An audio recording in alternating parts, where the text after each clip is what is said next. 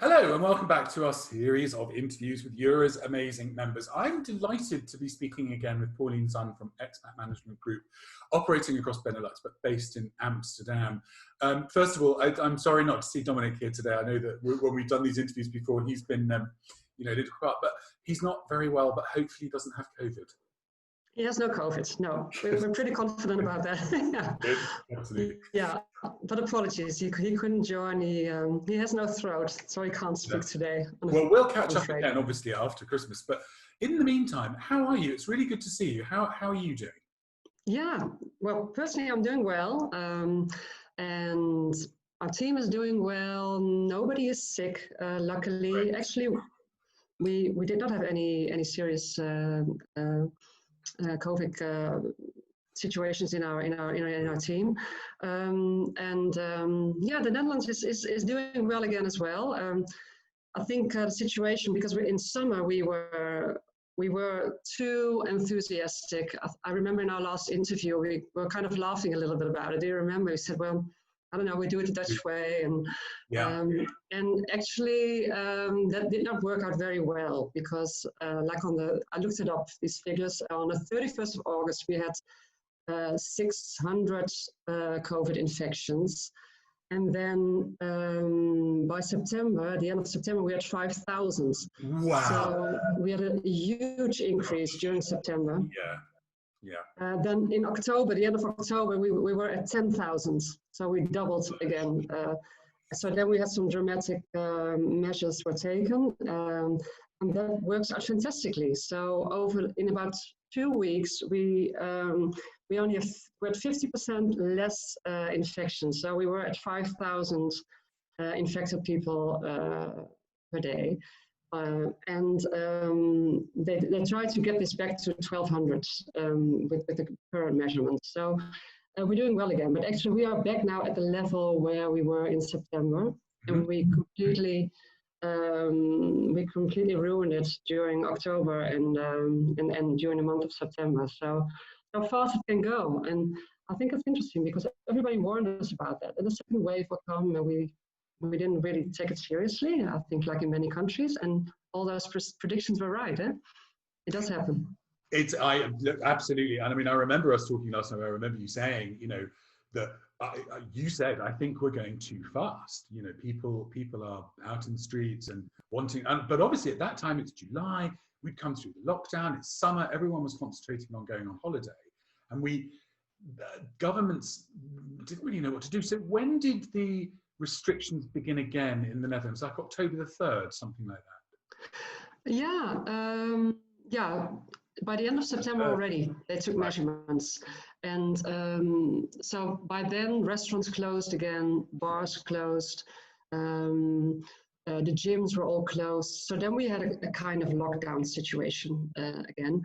And now at the moment, we actually tonight there will be a new announcement. So hopefully, because things are really improving now.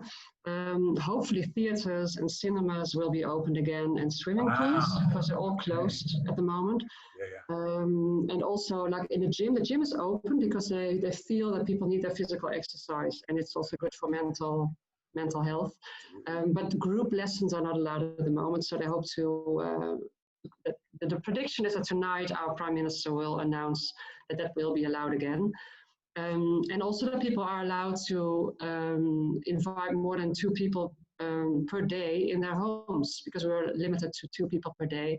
We were allowed, actually till now, because I'm already talking like it happened, but till now we can only walk in the streets with 1 person, no more, or it's from our own household, obviously. But so we do have some serious restrictions at the moment, but at the same time, we still, all our shops are open. Like for example, the liquor store, they are closed at 8 in the evening to avoid people to buy alcohol later at night, because they can't go out to the bars. So especially young people, the students, they are a problem in the country at the moment, because they already miss a lot of social contact. Obviously, they can't go to their classrooms because it's all closed. So they socialize more together. And they are a real infection problem, actually. but they also drink a lot of alcohol, so they kind of close all the liquor stores and in the evenings, and that helps a lot too.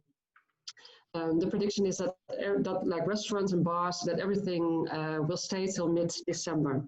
And hopefully around Christmas that restaurants will be open again, but there's no guarantee. We'll see. It's very, very difficult, isn't it, for governments to know what to do? Because, like here, interestingly that you said that your shops are open, retail is still open. Yeah. That's very important. Totally. Yeah. Yeah. Also, we can shop for clothes, and we are strongly advised to wear a face mask, but we're not obliged to. Actually, we're not obliged to, and there's a rumor that if the measurements are not going fast enough, that from the 1st of December everybody will be obliged to wear face masks in grocery stores and in other shops. But at the moment, it's still not an obligation. So there are a lot of people who walk without face masks, and then another measurement is in public buildings. Like bigger public buildings, that people should wear face masks over there. Yeah, certainly those are the rules here. Same in the UK. We have to wear masks in basically any public place that's not everywhere outside. And it's interesting because when that came in as well, I mean, a bit like you said, some people just wouldn't, but now everybody does. I was in the grocery store yesterday. Everyone was masked. Yeah. But it's just, I mean, it's so different. And so tell me, well, first of all, how your teams are all good. You said everybody's fine. Which is great. But in terms of when we spoke in the summer, the borders were opening up again, work was coming back. What's happened since July, August, September, October? You mean in the company? Yeah, how have you been? Yeah, things got very busy, actually. Right. Yeah, things got very busy. Because we see companies, they just make the decision of allowing people to move again. And also the internationals, they are willing to move again. I think they're more confident that they, in case they need to, they can go back to their home country, because like in the Netherlands, obviously there are restrictions. People are not encouraged to come to the Netherlands, but if they also want to stimulate the economy, I looked it up, how the government describes it, like you are strongly advised not to travel to the Netherlands unless it's strictly necessary, but the borders remain open. But they also want to, they have exemptions to the entry ban in the interest of Dutch economy and society. Right. So they do encourage people to come, and but they also advise you, if not obliged, because you come from a certain country where there's COVID infection, but to go in self-quarantine for 10 days. So most people who arrive here will go into self-quarantine for 10 days. So, but because of these measurements, and also because also people from the United States, for example, they as a tourist, they can't come, but if they come for work, I remember that Dominic explained this also in our previous interview. They can come because we can arrange permits. So because this continued, that's why companies they just decided to continue with their international transfers, and especially in immigration, it's very busy because we deal a lot, obviously, with the topics like Brexit. With the posted workers, with the frontier workers, people working remotely, and there are a lot of inquiries about that, what exactly the regulations are, and because each destination is different, we're very busy with that. So the company is doing well, I must say, and in our relocation team, we I think it's really, this is what relocation is about. That's what I realized, because we are people's people. We care about people. And I mean, I've been in this industry for quite a while already. And you see all those waves going. But this makes, I think this is our strength, what we're doing now, because we want to be flexible. We want to be empathetic. We care. We want to find solutions. So we want to listen to our clients who have problems. We want to help them, and then obviously help the internationals who are really arriving here and or leaving the country, of course. So in relocation, I think it's a really nice period because we do have all those standard programs, like we all have the home finding and the settling in and all the standard thing, but today nothing is standard anymore because each time we create new programs, and that makes it really, really nice. I mean, it's not for a good reason, but professionally, I think it's a very interesting period to go through. And what I also like about it, you know, what we do now, these online things, obviously we do it a lot with our clients and with prospects. I think things are so much less informal nowadays because people are sitting at home, and sometimes a cat jumps on the desk or a child starts to cry, and it's all okay. You know, we're all in this together, and probably one is the client, the other one is the supplier, but we all try to make it work and find a solution together. So it feels less formal, which I think is a really nice way of working. I totally agree. I think you've raised some amazing points there. I mean, I agree with you totally that, you know, our industry, you know, what the amazing work that you do has never been more important than it is now. Absolutely. Never. You know, it's hard enough to move to a new place, to move to a new culture, to move to a new country. But now, you know, the right at the beginning of these interviews, I was talking with Beverly Sun in Hong Kong, and she said, well, it's because our industry is made up of people who have passion and compassion. And I've always thought since then, that's so true. But also from the point of view of the way that you've innovated so quickly with new services, with, like you say, the informality of being able to communicate like this. Do you think that's going to change things for good going forward? Yeah, I think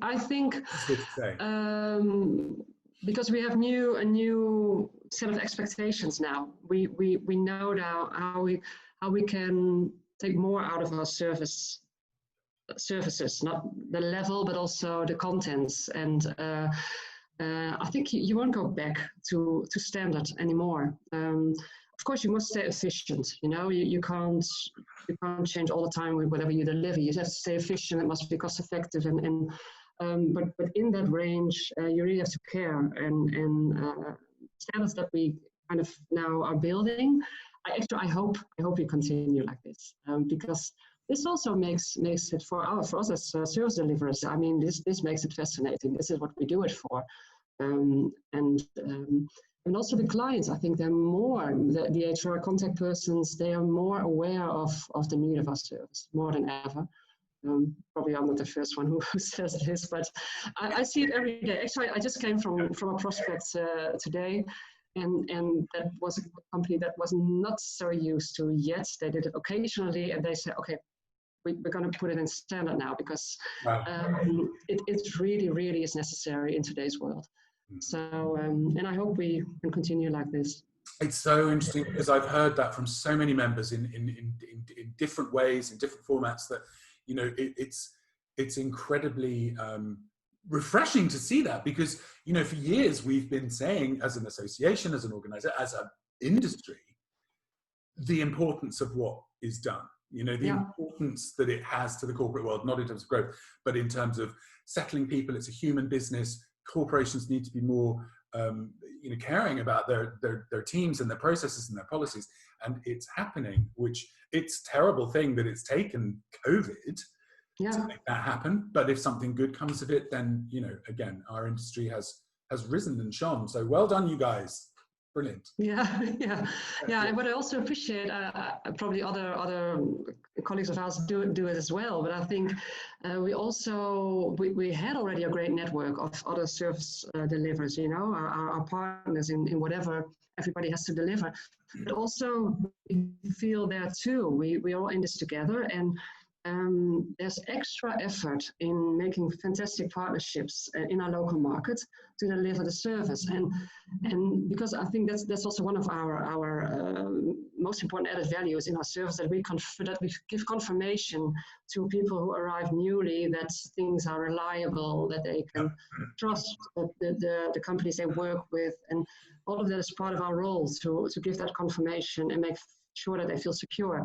And in this period, you see more people reaching out to each other and finding new ways of working together to create new packages for our joint clients.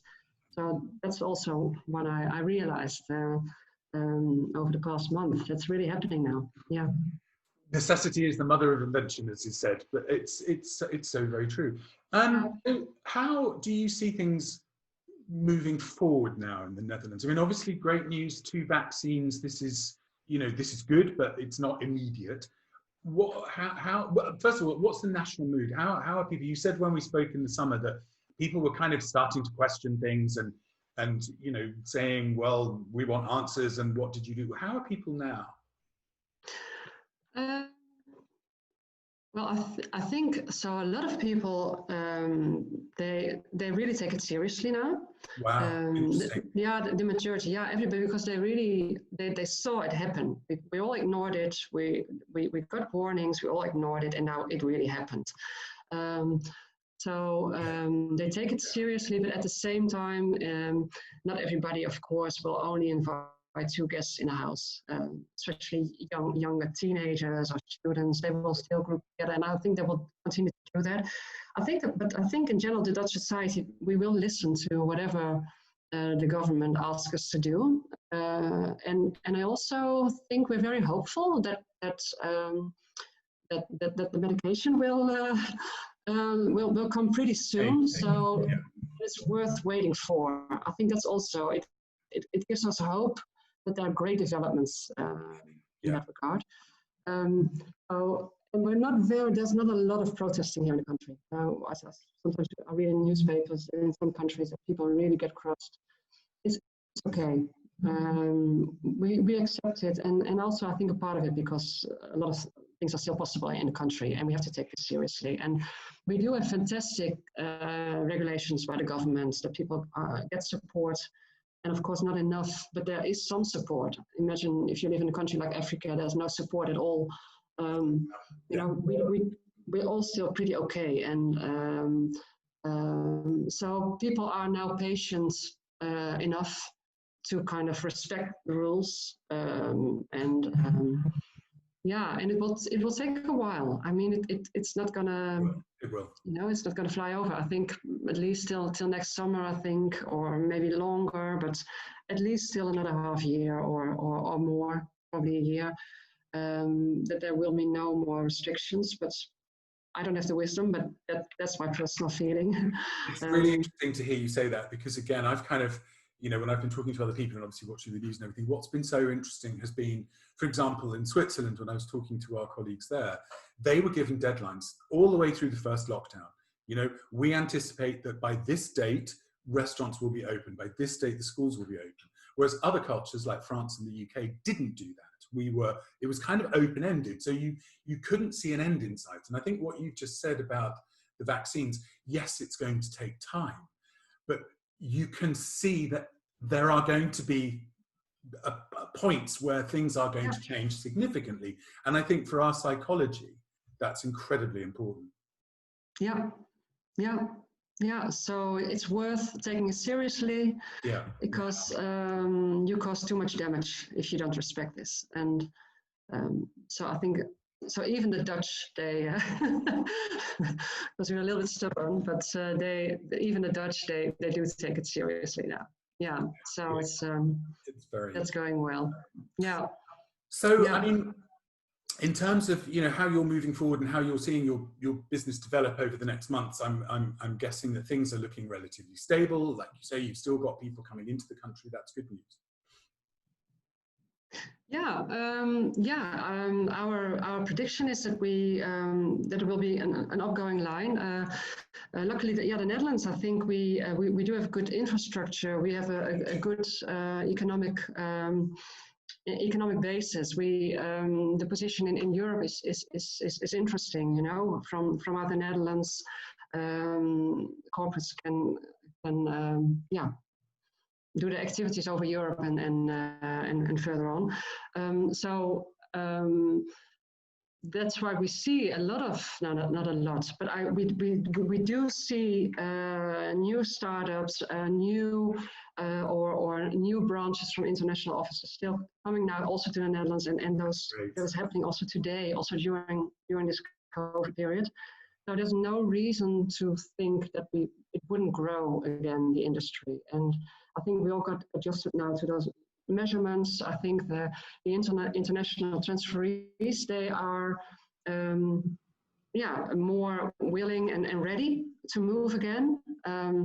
And international postings will be necessary all the time, because that's how international business works. Probably international business travel will never be to the extent that it was, but you will need internationals in different jobs in different countries, and it will continue. At least that's my feeling, and I think we will gradually kind of build up again.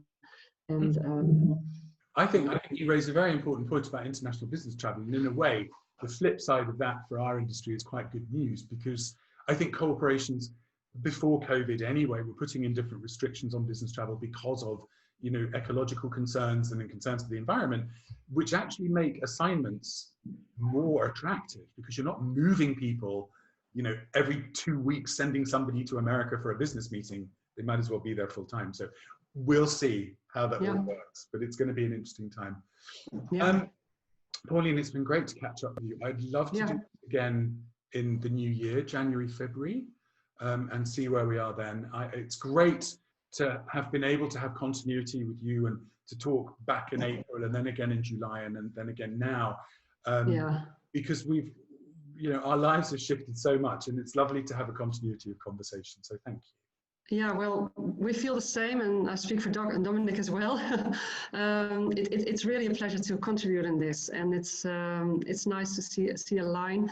And I want to say again, we really appreciate what you're doing for all of us. You are so actively involved, and you give us so much. So thank you for that. You're so welcome. That's so nice to say. Obviously, like for everybody, we're just doing what we can. But it's a pleasure. It's always a pleasure. Stay well, stay safe. Send our very best to Dominic, and we'll catch up again in the new year. That'd be great. Yeah. Thank you. Okay. Thanks a lot.